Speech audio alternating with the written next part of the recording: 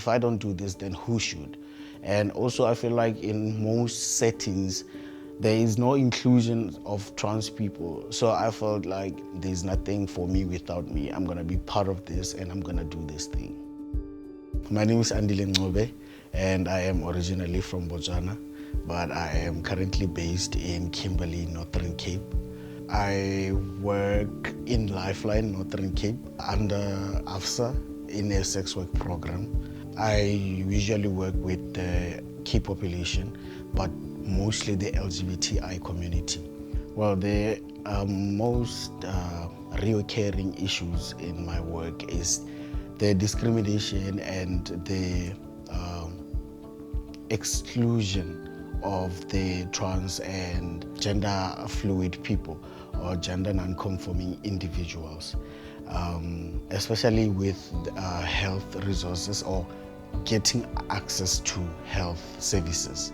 I have had a case where a sex work client was refused service by the police just because she is a sex worker and sex work is illegal.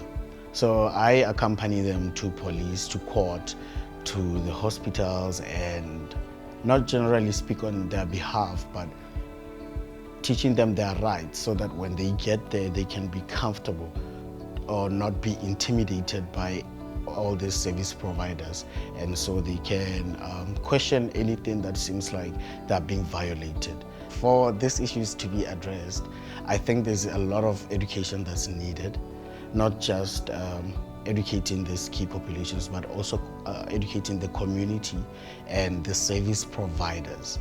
Because for somebody to get access to health services, they have to voluntarily and actively go to the hospital and ask for their services, understanding that the service providers, they also have their values and their morals that will always somehow impact how they give services to people.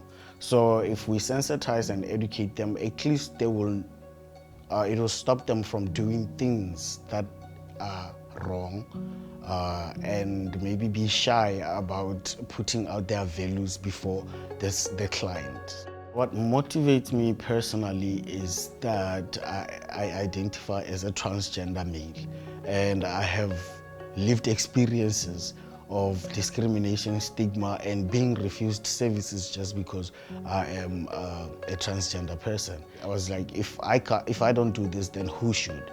And also I feel like in most settings, there is no inclusion of trans people. So I felt like, you know what, because people are asking for funding in the name of helping transgender people, then there's nothing for me without me. I'm gonna be part of this and I'm gonna do this thing. I applied to Tekano to gain experience, knowledge, and sharpen my skills to be able to share knowledge with other fellows, to understand how they do things in their region, what works for them, what didn't work for them in the past. Not just knowing their project, but also collaborating with them, getting to know things outside of what I do, to expose my mind to other projects. As much as some people are just like, oh my God, we are not familiar with transgender people, especially in sex work. And I felt like this is a great opportunity and a perfect platform for me to expose myself and gain the knowledge that I need going forward.